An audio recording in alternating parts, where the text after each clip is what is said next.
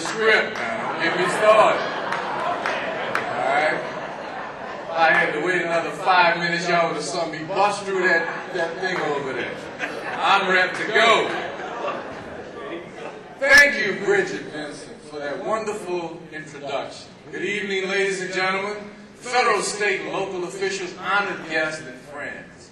First, I must recognize and thank my wife, First Lady Nagin, and my children, Jeremy, Jaron, and Tiana, my parents, and all my family for their unwavering love and support. To our partners in the state legislature, I want to thank you for your hard work to ensure that this city gets its fair share of state funds, particularly recent surpluses. To our city council, thank you for your hard work and partnership, and thank you for your flexibility today. And tonight, I want to offer a special note of appreciation. You've heard it before, to the Bring New Orleans Back Commission. These committed New Orleanians flew back into the city, into a devastated city just 30 days after the storm, and laid the foundation for our rebuilding and recovery. Everything we have done since Katrina is based upon this great work. Can you please stand and bring New Orleans Back Commission? Thank you. Thank you for all your work. I would also like to thank Paul Lambert and Sheila Danzy for leading the neighborhood planning work in our most heavily devastated area. Can you please stand? They're here? No, I'm going to stop asking people to stand. And the Rockefeller and Greater New Orleans Foundation, Steve Villavasso and Troy Henry, for their contributions to bringing it all together and producing a unified New Orleans plan. Dr. Blakely and his team are also worthy of thanks for their work prioritizing the UNOP plan into 17 target zones to create our first implementation strategy. My executive staff and all city employees, will you please stand?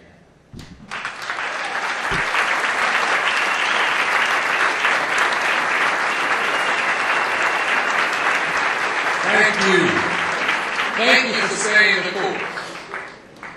And ladies and gentlemen, I'd like to give special acknowledgement and thanks to Becca O'Brien for her contributions to this team. Unfortunately, today was her last day on our team. Becca, where are you? Thank you.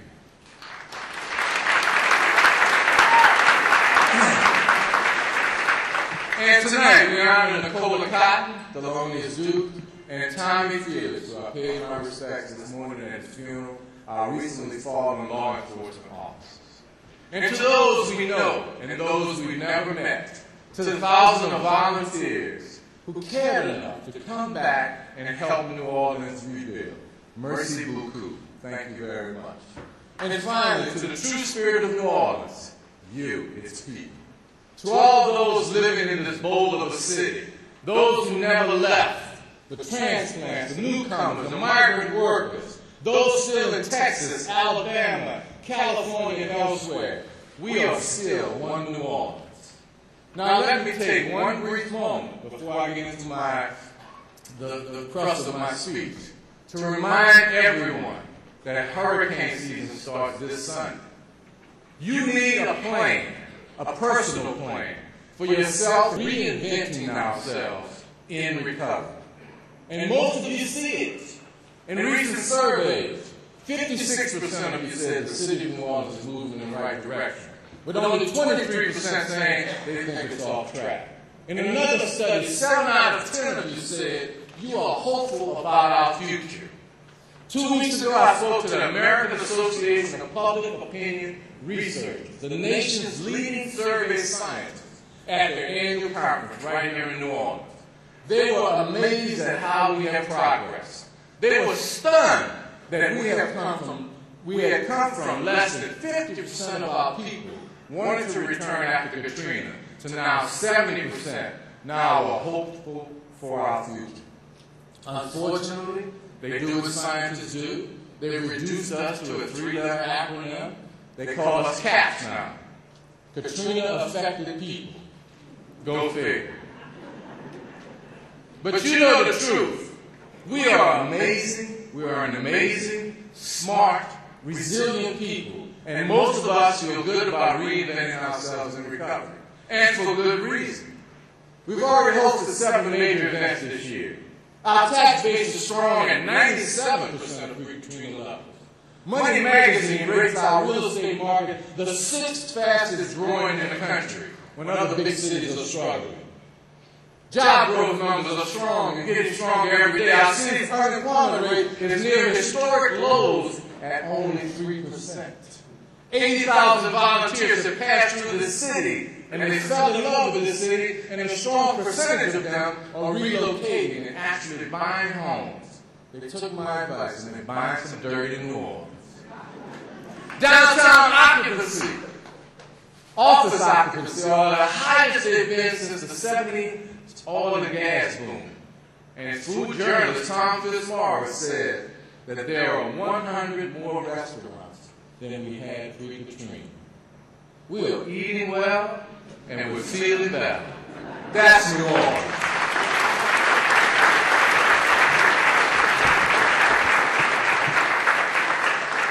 So ladies and gentlemen, my administration is repositioning itself, as you are, for the final push over the next 2 years that will drive this recovery to its highest levels and ensure the growth of our city for the next 50 years. But let's go back and connect the dots so that everyone understands just how far we have come since August of 2005. I can remember right after Katrina's landfall, when the winds died down, the first helicopter inspection flight I took brought a tear to my eye as I wondered whether we would ever recover.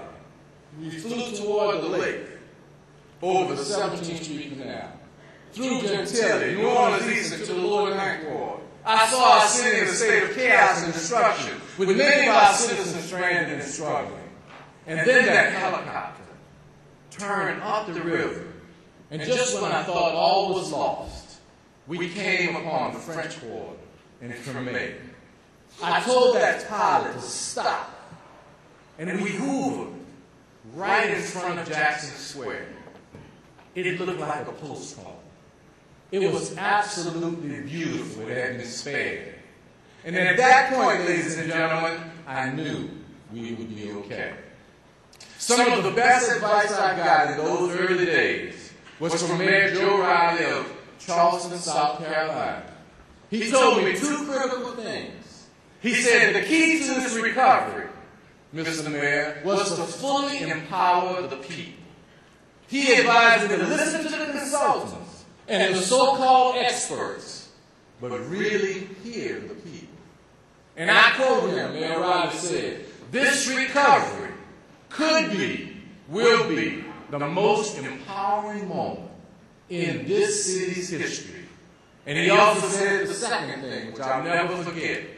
He said, "Don't worry, Mr. Mayor. Great cities always, always reinvent themselves after a disaster." Ladies and gentlemen, he was right. We are a great city and we're reinventing ourselves. So right after the storm, you heard it, I assembled 17 diverse New Orleanians.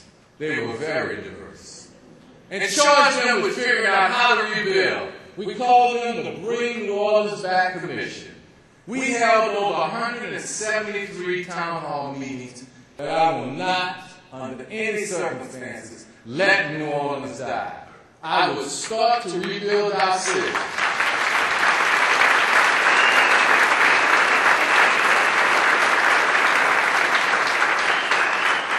I would start to rebuild our city, our entire city, according to the plan, the people's plan.